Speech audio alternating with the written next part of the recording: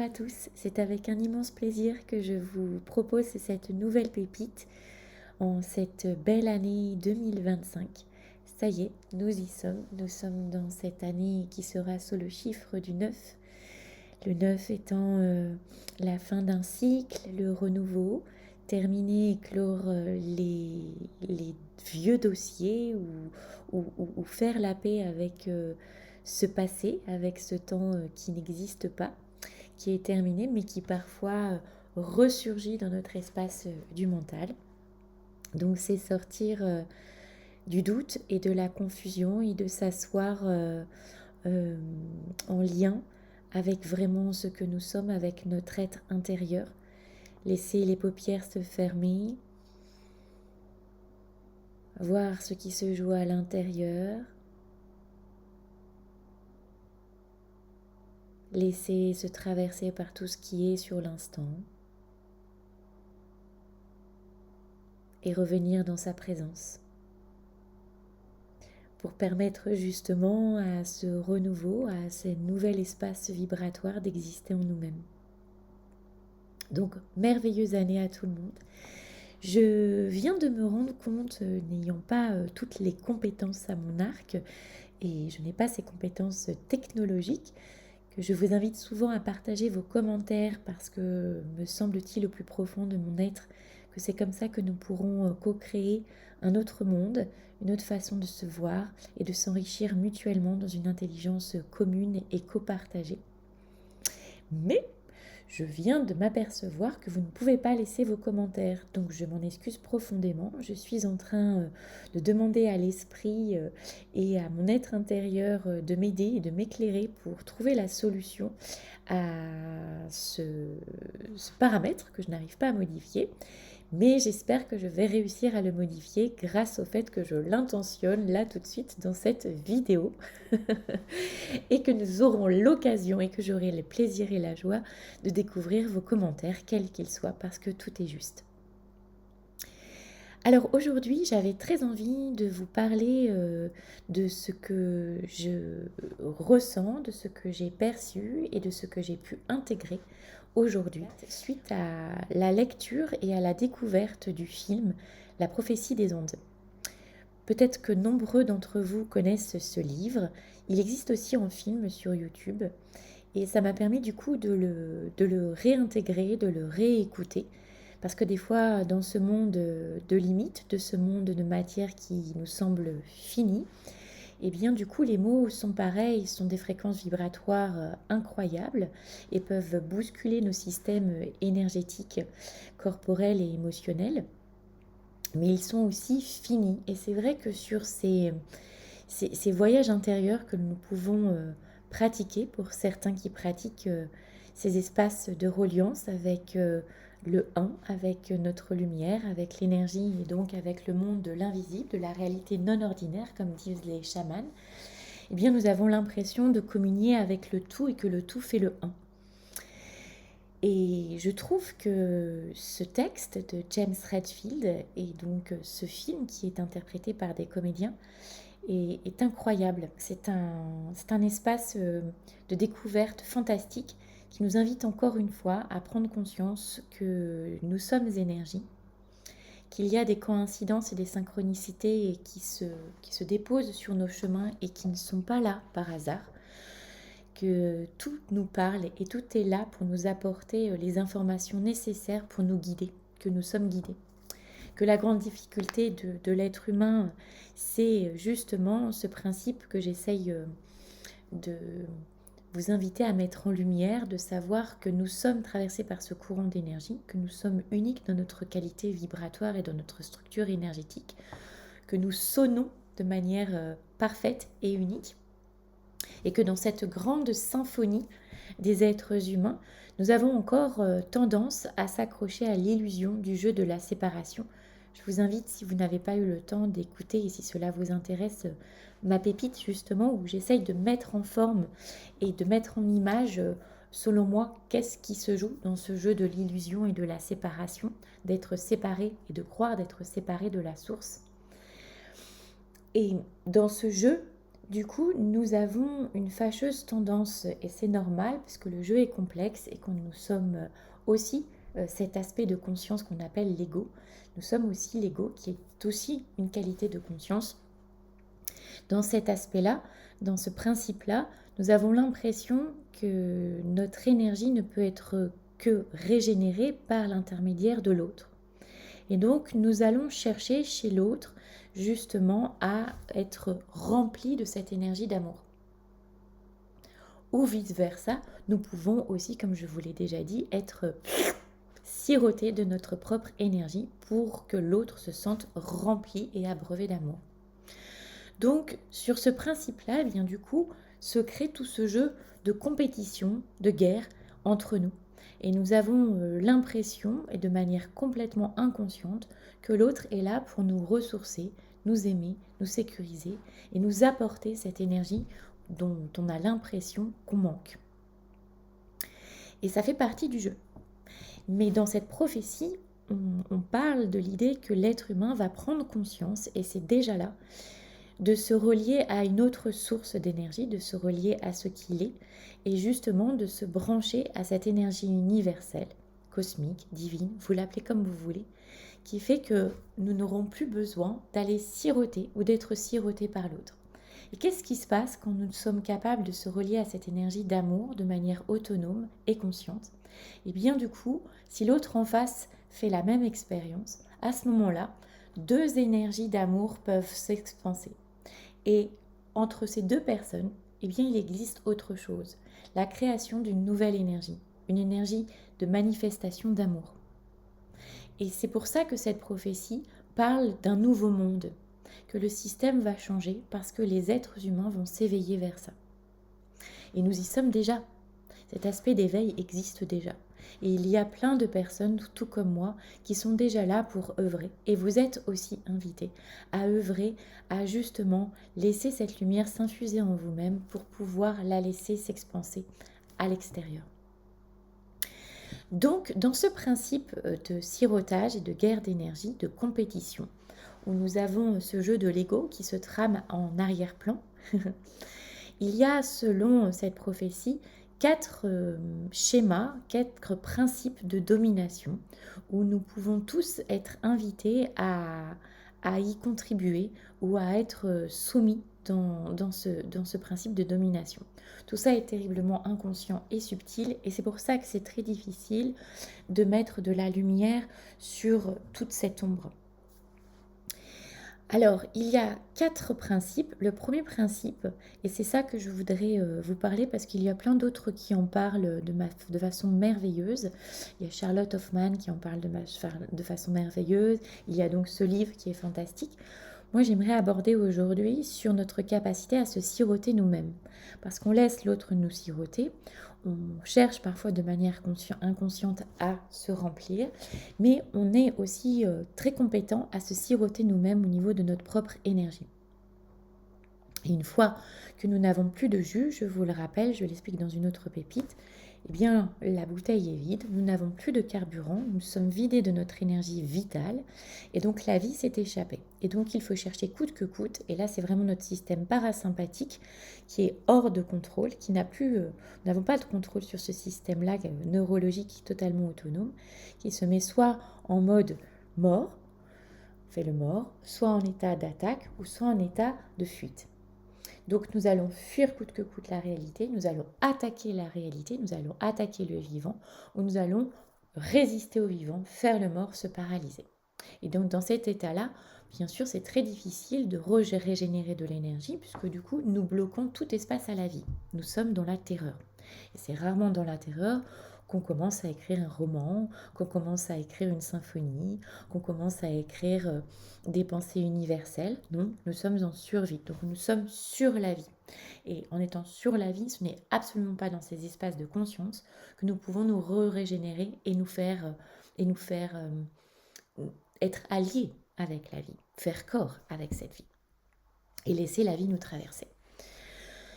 Donc, le premier principe de manipulation et de domination est le principe de l'intimidation.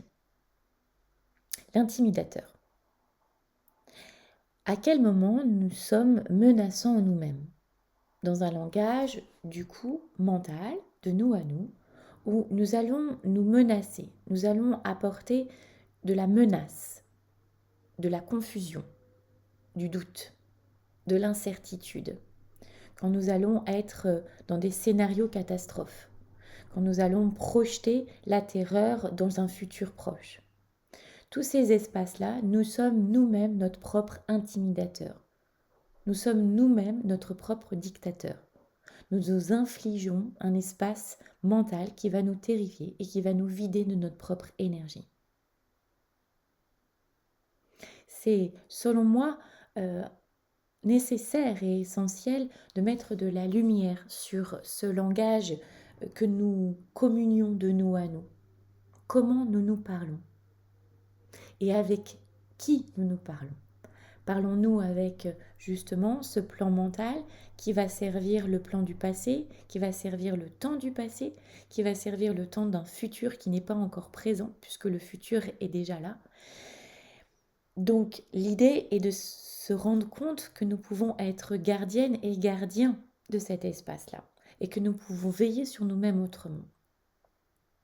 En faisant attention à ce système de pensée, nous veillons justement à sortir de notre propre capacité à nous siroter nous-mêmes de notre propre énergie. Le deuxième profil, personnage, schéma de domination est donc l'interrogateur. Eh bien, ça, c'est pareil. Ça va être quand on va être dans une capacité intérieure, avec l'aide du mental, à s'interroger, à se poser toutes sortes de questions. Mais comment ça va se passer? Et si je sais pas faire? Mais attends, s'il me regarde comme ça? Mais je vais pas être capable. Non, mais attends, s'il me pose cette question-là, qu'est-ce que je vais répondre? Et là, l'idée, justement, c'est de revenir sur le fait que nous sommes la source. Donc, nous sommes guidés à chaque instant. Et si nous faisons confiance au Père, au ciel, et qui est là et qui nous traverse, si on le laisse exister en nous-mêmes, si on le laisse être en lien avec notre être réel, notre être infini, notre être invisible, et bien du coup, il parle à travers nous. Cette source parle à travers nous, d'où le souffle. Je donne ce que je suis, et dans le je suis, il y a cet aspect divin. Donc, c'est de sortir de cette capacité que nous avons à nous interroger de tout, à nous questionner de tout, à nous remettre en question de tout. Lorsque nous sommes dans ces espaces-là, nous sommes quelque part dans une dimension qui nous vide de notre énergie. Étant vidé de notre énergie, on est rarement en lien avec le haut astral. On est souvent lié avec le plan mental qui est lié au bas astral. Et donc toute cette confusion, toutes ces interrogations, tous ces questionnements vont nous perdre. Et à partir du moment où on se perd dans le jugement, dans l'interprétation, dans le contrôle, dans le questionnement, eh bien nous ne sommes plus dans le présent, nous ne sommes plus dans notre présence et nous sommes dans une réalité illusoire. Le troisième schéma d'interprétation est l'indifférence. À chaque fois que nous nions, que nous fuyons une situation, oh mais ça va aller, oh mais c'est pas grave. Vous voyez tous ces aspects où l'on nie qu'on souffre, que l'on nie qu'il y a de la douleur.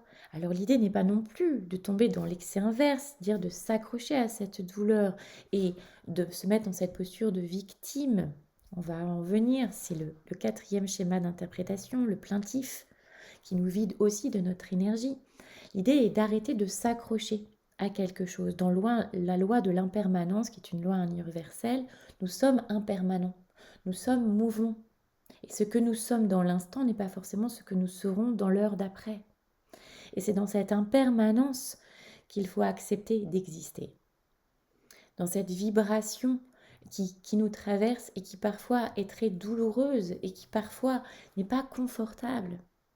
Mais si on la laisse se déployer en nous sans s'accrocher à l'espace du mental, eh bien elle ne fait que nous traverser, comme parfois la Terre est traversée d'un déluge, d'une tempête, d'une grande bourrasque de vent, d'inondations.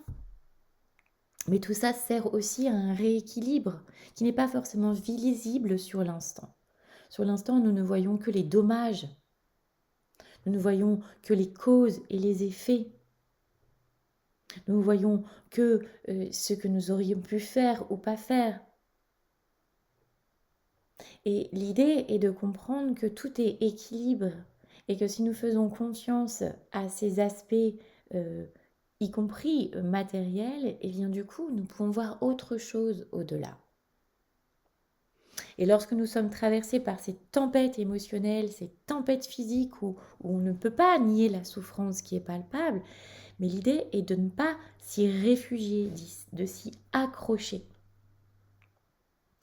Donc, il y a soit cet aspect d'indifférence où on va être indifférent à la douleur, c'est-à-dire qu'on ne va même pas prendre conscience de ce qui se joue en nous-mêmes, de se déconnecter totalement de ce que nous sommes, et donc de se déconnecter des signes et des synchronicités qui se déposent à nous, de se déconnecter de l'énergie de vie qui nous traverse, de se déconnecter de ce que l'on voit depuis cet espace intérieur, depuis ce monde invisible, où nous sommes un dans le visible, ou l'idée de se raccrocher, on est sur le quatrième aspect de notre capacité à se siroter nous-mêmes de notre énergie, le plaintif, c'est-à-dire de se mettre dans cette posture de victime, de s'accrocher et de s'enfermer dans son émotionnel et dans son mental, et donc de se victimiser en pensant que la vie vient nous punir et que ce sont les autres qui sont uniquement responsables de notre souffrance. Il y a une grande différence entre la douleur d'un point de vue médical, qui est un fait réel et donc qui est physiquement réparable, avec la souffrance qui est souvent récupérée par les sentiments et le mental. Une émotion, je vous rappelle, est une énergie en mouvement. Donc c'est une énergie qui doit continuer son mouvement. Mais si nous retenons, si nous bloquons ce mouvement, nous ne lui permettons pas de continuer son processus d'évolution. Et donc, nous le gardons. Et en le gardant, nous nous invitons nous-mêmes à nous bloquer dans notre processus d'évolution. Et en se bloquant dans ce processus d'évolution, nous nous empêchons de grandir et d'évoluer sur notre chemin. Nous nous bloquons à un endroit, pensant que justement, on va venir nous aider. Mais celle et celui qui peut s'aider dans l'instant, c'est justement de sortir de ce blocage, de cet enfermement et de libérer ce processus. Il n'y a rien à faire. Il y a juste à être. Et d'accepter d'être traversé par cette tempête dans l'instant. Et de respirer ce que l'on voit là tout de suite dans l'émotion et c'est ok. Et si on accepte de laisser cette information nous traverser, que ça soit dans un sens ou dans un autre, elle ne fait que traverser. Elle nous libère tout en nous informant. Et c'est là le processus créatif. Il n'y a pas à s'enfermer ou à se libérer de quelque chose, il y a juste être dans cette voie du milieu. Parce que tout se fait dans l'instant. Alors dès qu'on est dans une forme de volonté de vouloir transformer, libérer, on est aussi dans un aspect du contrôle. Et c'est lâcher ce contrôle, c'est d'accepter que tout se fait au même instant, la libération comme la transformation. Il n'y a rien à faire. Il y a juste à être cet état de conscience, connecté à cet être véritable. Voir avec un grand V, comme dit Ginette Forger. Voir. Voir qui je suis là tout de suite. Et il n'y a que ça qui existe. Et il n'y a que comme ça que je peux me choisir et m'aimer un peu plus. Et c'est en expérimentant cet amour pour soi, la meilleure rencontre que vous puissiez faire avec vous-même, c'est avec vous. C'est vous aimer, mais sans avoir besoin de le clamer et de le briller pour qu'on vous dise bravo, mais juste d'avoir le plaisir et la joie de vous réconcilier et de vous réveiller avec vous chaque matin. Et c'est à ce moment-là qu'on sort de ces 4 principes de sirotage. On arrête de s'interroger, on arrête de se menacer ou de se contracter, de se mettre en tension permanente, en terreur permanente. On arrête d'être dans une volonté de ne pas voir, de ne pas se regarder, de ne pas accueillir ce qui est. Parce qu'on a peur. En général, l'indifférence cache beaucoup de peur. Et on sort du contrôle. Et on sort de la plainte. Et on revient co-responsable du vivant qui est en nous. Et on n'a pas besoin de le défendre, on n'a pas besoin de l'abattre, on n'a pas besoin de le faire entendre à tout l'univers, on a besoin juste de le reconnaître en nous-mêmes, de l'accueillir, de laisser cette information nous traverser pour permettre justement à une nouvelle information plus profonde, plus consciente, plus lumineuse de nous traverser. Ça nous désalourdit.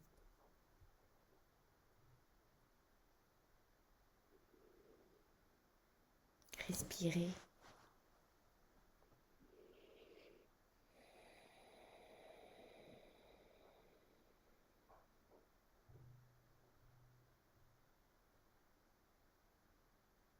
Acceptez de se regarder,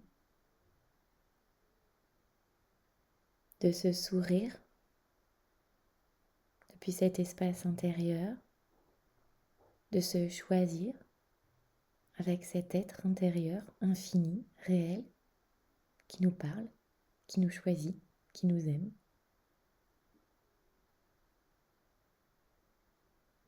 Et d'œuvrer en lien avec lui dans notre propre créativité, que ce soit par l'écriture, le chant, la danse, la cuisine, le jardinage, faire du lien, le soin. Tout ça sont des espaces créatifs qui sont en lien avec notre lumière dès lors qu'elles sont incarnées en joie, pleinement conscients d'être cet espace-là, d'être cet être-là, d'être cette conscience-là.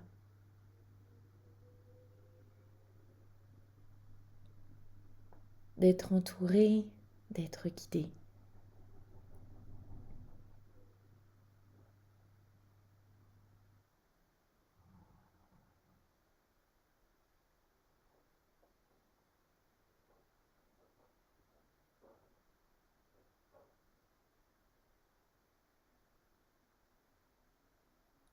Et accepter de se dire oui dans ce vide mental, de laisser le ventre chanter, de laisser chaque cellule respirer, de laisser la vie circuler.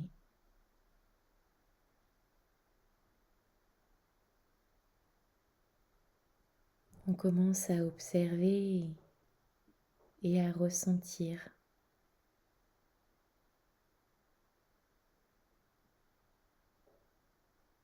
une autre énergie en nous-mêmes, une autre énergie dans la forme et dans la matière.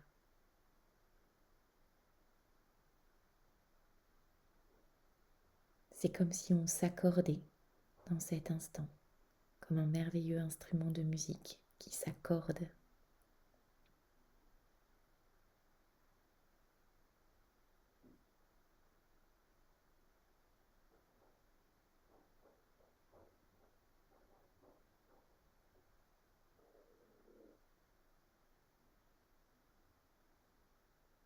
Et lorsqu'on s'accorde,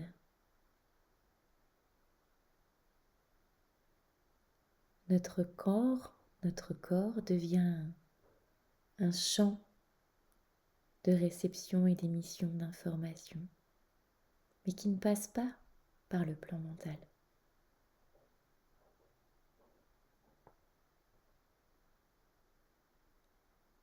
Ça se ressent, ça ne se pense pas. C'est pour ça que c'est difficile à définir avec des mots qui sont limités. Parce que c'est illimité comme sensation.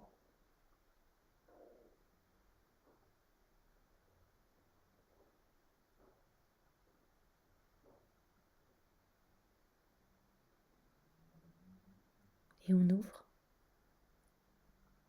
On s'autorise à ouvrir.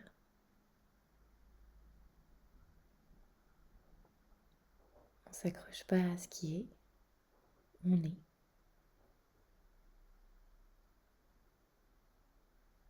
Et le corps se rééquilibre. Notre posture change. Le chant du ventre se met à sonner. Le péristaltisme reprend son mouvement.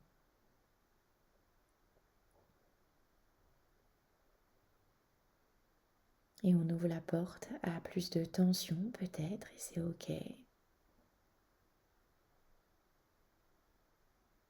On accueille la tension, on la respire et on l'expire. On laisse le corps aussi nous guider,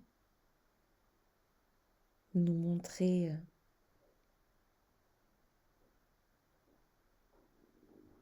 le chemin là où il a besoin d'aller pour libérer, transformer dans l'instant l'attention. Il n'y a pas de contrôle. On fait confiance. On accepte d'être guidé. On dit oui.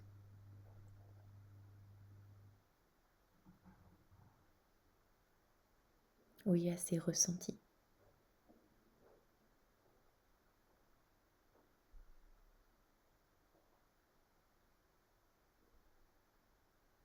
Laissez-vous guider.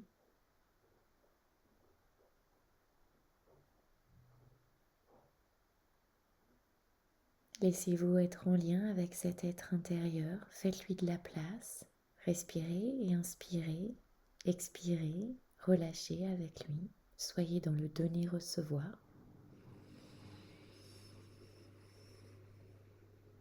Je me donne, je me laisse inspirer. Je reçois, j'expire, je donne.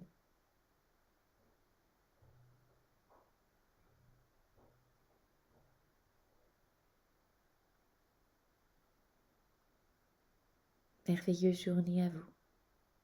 Et j'essaye de gérer mon histoire de commentaires en laissant la vie œuvrer pour moi. Je vous tiendrai au courant de comment mon intention va être exaucée et que les choses vont s'orchestrer pour que les commentaires puissent être du coup activés. Alors attention surtout, le piège, c'est surtout pas de tomber en disant « Oh là là là là, je suis en train de m'interroger, oh là là là là, je suis dans le contrôle, je suis en train d'être le propre dictateur de moi-même, faut surtout pas que je sois ça, oh, je suis en train de me plaindre, oh j'ai pas le droit de me plaindre sinon je vais vider de mon énergie ». Donc l'idée, attention, n'est pas de tomber dans le piège inverse en fait, c'est d'avoir justement cette conscience, mettre de la lumière sur qui je suis au moment où je parle. Est-ce que je me souhaite de servir cette plainte et de m'y accrocher et de m'y enfermer et de la resservir à toutes les sauces, hein? C'est un peu comme les plats de pâtes. On peut faire des pâtes bolo, on peut faire des pâtes basilic, des pâtes au saumon. Ben voilà, mais ça reste à la base des pâtes. Donc cette plainte, on peut la servir à toutes sortes de personnes et à différentes sauces et à différents moments. Est-ce que j'ai envie de devenir cette plainte? Parce que je rappelle encore une fois que lorsque nous répétons quelque chose, nous lui donnons la possibilité de devenir matière. Nous lui donnons de l'énergie. Et plus l'énergie existe, plus ça prend forme. C'est bien pour ça que nous prenons forme avec cette magnifique fusion de co-création d'amour entre deux êtres. Et c'est tellement fort qu'à un moment donné, ça prend forme.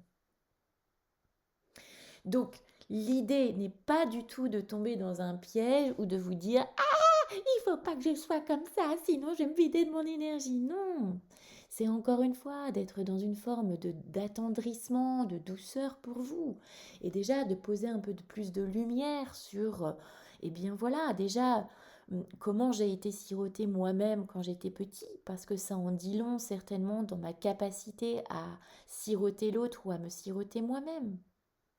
Si j'ai été sirotée sur l'archétype paternel comme moi par un intimidateur, eh bien du coup je vais avoir fâcheusement tendance à soit être intimidatrice sans m'en rendre compte, pour moi-même et pour l'autre, et à attirer à moi des gens qui vont être aussi dans ce profil-là, dans ce schéma de domination. Et tant qu'on est dans un schéma de domination, on cherche à dominer l'autre.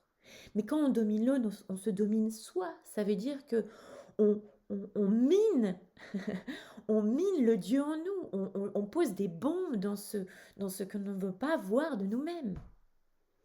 Donc, il n'y a pas à être quelqu'un d'autre ou à changer. Il y a juste à observer, est-ce que je souhaite servir cette plainte? Est-ce que je souhaite servir ce contrôle? Est-ce que je souhaite servir ma capacité à rester et à entretenir mes peurs? Est-ce que je souhaite être dans cette indifférence, à m'interdire à voir qui je suis et à voir ce qui est là tout de suite maintenant? Parce que ça me terrorise, parce que ça me fait peur, j'ai l'impression que je ne vais pas être capable d'accueillir tout ça. Non, on est capable de tout puisque nous sommes le tout. Donc, c'est vraiment une histoire de confiance en fait. Mais la confiance est un concept mental et avant la confiance passe la connaissance, l'art de se connaître, naître avec soi. Et dans cette connaissance, cette naissance de ce que je suis dans l'instant, eh bien, c'est à ce moment-là que je commence à observer, oh, mais je passe mon temps à me plaindre. Je passe mon temps à dire que je suis punie, que les choses sont contre moi. Donc, qu'est-ce que je fais? Du coup, c'est ce que je demande. Je demande à que les choses sont contre moi. Et donc, je reste dans ma plainte, puisque du coup, j'en fais l'expérience. Donc, c'est très subtil, c'est très compliqué, et en même temps très simple. C'est complexe. Comme disait Monsieur Servigne, je me souviens plus comment il s'appelle, Pablo, je crois, un survivaliste. Entre compliqué et complexe, c'est ça toute la différence. Le corps est un système complexe. Notre être égotique est un système complexe. Mais la vie est très simple. La vie est très très simple. Il suffit juste d'observer quelques instants et de se poser en conscience, en reliance avec la nature. C'est profondément simple, mais on va complexifier. Et ça fait partie du jeu. Ça fait partie du jeu de sortir de cette complexité et de revenir à une simplicité de l'instant. Et c'est comme ça que la spiritualité peut s'infuser. Ce n'est pas en étant perché dans une montagne et en pouvant méditer 24 heures sur 24. C'est simple d'être spirituel à ce moment-là. C'est simple d'incarner l'amour et la paix intérieure. Non, c'est d'autant plus, j'ai envie de dire, divin, spirituel, de pouvoir être spirituel à chaque acte, à chaque pensée, à chaque geste, à chaque mouvement que j'incarne. C'est là où la spiritualité existe. Parce qu'elle fait corps avec nous, elle danse au travers des mots que je vais exprimer en moi-même et avec l'autre. Elle va être danse et création dans ma capacité à voir la beauté à chaque instant en moi-même et donc chez l'autre ou dans la situation qu'on me propose dans l'instant. Elle est dans ma capacité à bouger dans cet espace avec ma spiritualité en étant attentif au bruit que je fais, aux mouvements violents que j'exerce. Comment j'ai envie de danser avec ce qui me compose, avec la vie. Et voilà, donc il n'y a pas encore une fois à chercher à sortir et à s'extirper, à être quelqu'un d'autre. Il n'y a pas non plus besoin de s'enfermer et de se bloquer dans cette croyance que c'est comme ça qu'il faut être pour protéger son énergie ou se régénérer en énergie. L'énergie est en abondance en permanence. Et vous êtes l'abondance. Mais c'est de sortir de cette forme de volonté à être autre chose que ce que l'on est là tout de suite maintenant. Et donc d'où l'idée d'accepter de voir là qu'est-ce qui se passe tout de suite. Il y a une émotion, il y a une résistance. C'est ok. et de ne pas remettre au lendemain ou de projeter chez l'autre la co-responsabilité de ce qui se passe dans mon monde intérieur. Ça m'appartient. Et qu'est-ce que j'en fais? D'où la magie. Comment je co-crée avec moi-même? Est-ce que je maintiens cette souffrance en moi-même ou est-ce que je la berce ou est-ce que je la respire ou est-ce que je lui permets de continuer son processus d'évolution? Est-ce que je me souhaite de devenir cette souffrance en la bloquant et en lui permettant de garder cette énergie en moi-même et que cette énergie prenne forme sous une autre forme, une forme de maladie ou d'autre chose? Ou est-ce que je lui permets justement de continuer son chemin? C'est comme si on obligeait un arbre en plein hiver à garder les feuilles ou d'interdire à un enfant de grandir, de lui dire ben non, non, non, non, tu restes comme ça. Mais non, on ne peut pas. Je veux dire, tout est évolution. Et c'est ok, c'est ok. Et plus on s'accroche comme ça, comme un chien à son os qui veut pas lâcher, et en ne lâchant pas son os, il interdit la co-création, il interdit le jeu, il interdit l'échange, il s'interdit lui-même en fait de jouer à ce qu'il est et de créer avec l'instant. Je vous mettrai en lien aussi justement le livre La prophétie des anges, enfin pas en lien le livre parce que ça c'est... Enfin s'il y a des livres audio hein, sur YouTube si vous préférez, si vous êtes plus auditif, ils existent en livre audio pour ceux qui sont plus visuels et qui aiment bien avoir le livre parce qu'ils ont l'impression que ça leur parle plus. Mais il existe aussi le film comme je vous disais et donc je vous mettrai le lien du film pour que vous puissiez, pour ceux qui le souhaitent, voir le film puisque ça sera forcément encore une autre perception, donc une écoute différente qui vous permettra peut-être voilà, de ressentir les choses autrement qu'avec la vision, moi, que j'en ai eue et comment je l'ai intégrée en moi-même.